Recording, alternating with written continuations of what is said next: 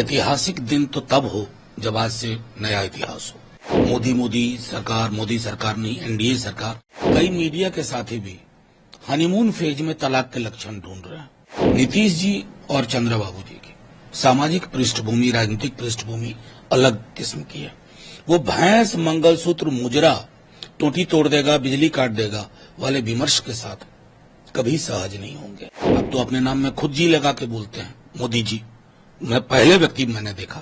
तीसरी बार नरेंद्र मोदी जी प्रधानमंत्री के तौर पर शपथ लेने जा रहे हैं। इस ऐतिहासिक दिन को आप कैसे देखते हैं? देखिए, बहुत बहुत शुभकामनाएं।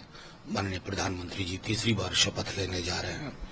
ऐतिहासिक दिन तो तब हो जब आज से नया इतिहास हो। सर्वधर्म समभाव की बात अचानक से करने लगे हैं 2 दिन से। मोदी सरकार नहीं, एनडीए सरकार। यानी कि सामूहिकता जो लोकतंत्र का आभूषण है, कलेक्टिव, उसको दृष्टिकोण में रखते हुए और ये ध्यान में रखें माननीय प्रधानमंत्री जी तीसरी बार बन रहे हैं। इस देश का चरित्र महासागर वाला है, इसे तालाब मत बनाइए। समुदायों, कौमों के बीच में सौहार्द बना रहे। आर्थिक नीतियां क्रोनी पूंजी के गलबहिया में ना जाएं। ये सब हमारी अपेक्षाएं होंगी। आपको बहुत बहुत शुभकामनाएं प्रधानमंत्री जी। और बीजेपी भी रहेगी, बीजेपी, जेडीयू, मांझी जी, चिराग जी। तो जाहिर है जो बार बार तेजस्वी जी कह रहे हैं कि अगर ये सारे नेता आज आप किंग मेकर की भूमिका में, तो आपको बिहार का कुछ कर्ज है, बिहार की कुछ अपेक्षाएं, उसको लाना होगा। 2005 से या उससे पूर्व से बिहार को विशेष राज्य के दर्जे की मांग हो रही है। बिहार को लेबर सप्लाई स्टेट बना करके केंद्र अपने आप को सुरक्षित महसूस करता है। इस स्थिति में बदलाव के लिए आपको स्पेशल पैकेज पे देना होगा। तीसरी चीज, जातिगत जनगणना बिहार से ही आवाज उठी, बिहार ने करवाया। इंडिया गठबंधन ने कमिट किया था पूरे देश में। आज नीतीश जी हैं, उनकी भी ख्वाहिशें वही हैं, पूरे देश में जातिगत जनगणना हो। हमारा जो आरक्षण है, जो हमने दायरा बढ़ाया, वो दायरा उसी अनुरूप केंद्र में भी बढ़े और उसे 9वीं अनुसूची में शामिल किया जाए। ये तो मोटे मोटे तौर पर जो 4-5 चीजें जिसके लिए सब कभी न कभी बोलते रहे।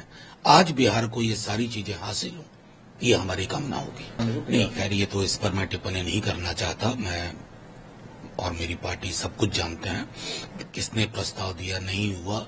ये हम ये बार बार कह रहे हैं कि नीतीश जी की बहुत बड़ी भूमिका थी इंडिया गठबंधन को सीमेंट करने में। पटना से ही शुरुआत हुई थी। अब वो इतिहास का एक अलग कालखंड था, उसको छोड़ा जाए।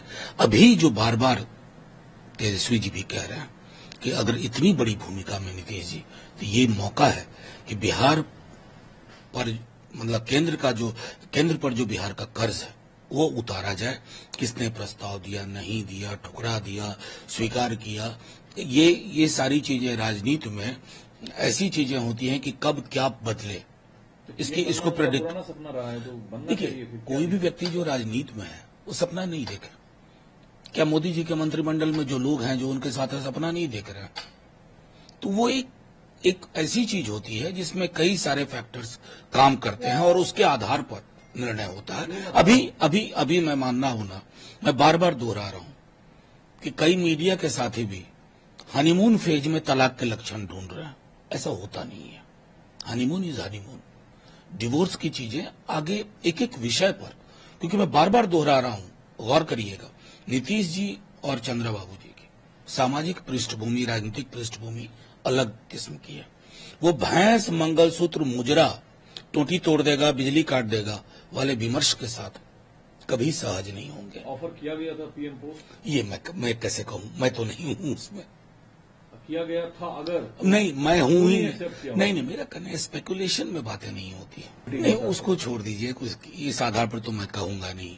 50 वर्ष पीएम रह जाएंगे, नेहरू बनना आसान नहीं है। नेहरू सिर्फ पीएम बन के मशहूर नहीं हुए थे। नेहरू जैसी सोच एक ऐसा देश मिला था जो पार्टीशन से निकला था, खून की नदियां बह रही थी।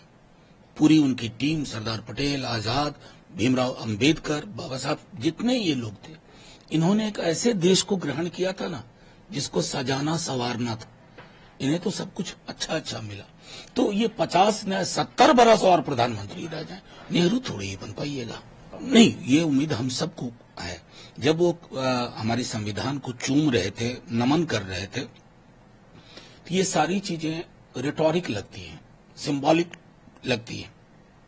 अगर मनसा वाचा कर्मणा में आप संवैधानिक मूल्यों को नहीं उतारते, विपक्ष के लिए किस तरह के शब्दों का आप प्रयोग कर रहे थे? अपने विपक्ष को नक्सली, टुकड़े टुकड़े का, ये होती है जुबान। आप एनडीए के अब हैं, आप अच्छी बात है, आप मोदी सरकार नहीं बोल रहे हैं खुद भी।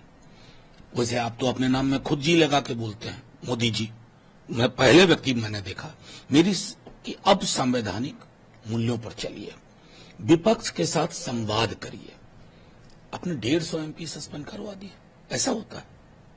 ये कौन सी डिक्टेटोरियल पॉलिटिक्स के लिए यहां जगह नहीं है।